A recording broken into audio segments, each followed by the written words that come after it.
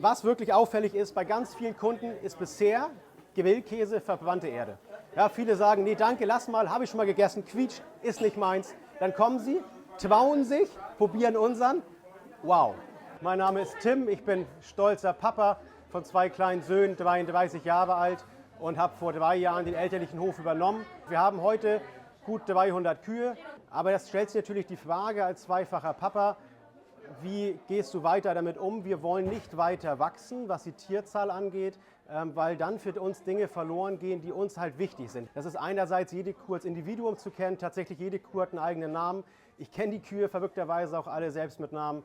Und auch den Weidegang, also die eigenen Kühe auf der grünen Wiese zu sehen, ist für uns was, wo wir sagen, ja, deshalb machen wir Landwirtschaft, deshalb haben wir da Bock drauf.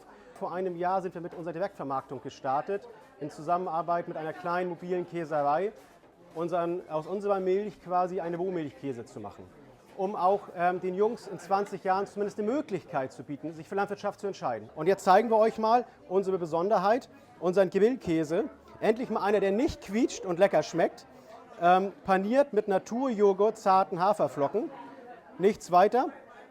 Und das ist im Endeffekt unser Rohmilchkäse. Rohmilchkäse hat die Besonderheit, dass er eben bei nur 30 Grad hergestellt wird und dadurch viele natürliche Geschmacksstoffe erhalten bleiben.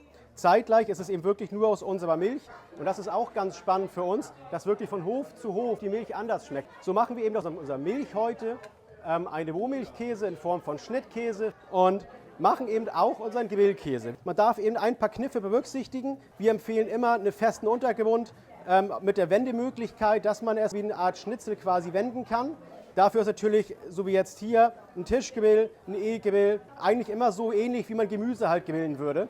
Oder eben aber auch in der Pfanne super möglich. Hier auf diesem Tischgrill geht es komplett ohne Öl, ohne Fett.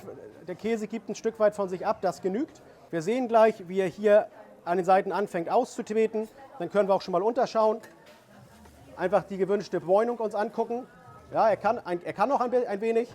Käse fängt an zu schmilzen. Die Haferflocken erfahren eine schöne Röstung und das gibt eine schöne knusprige Panade zusätzlich zum leckeren, natürlichen, unverfälschten Käsegeschmack. So, jetzt sehen wir doch, wie schön er aussieht. Zum Geschmack ist es so, dass wir 3 verschiedene Geschmacksrichtungen anbieten. Einmal Natur, die klassische Version, einmal italienische Kräuter und einmal Paprika, Knoblauch. Viele, auch aus der Generation meines Vaters, die sagen, Grillen ist für mich Fleisch und Fleisch.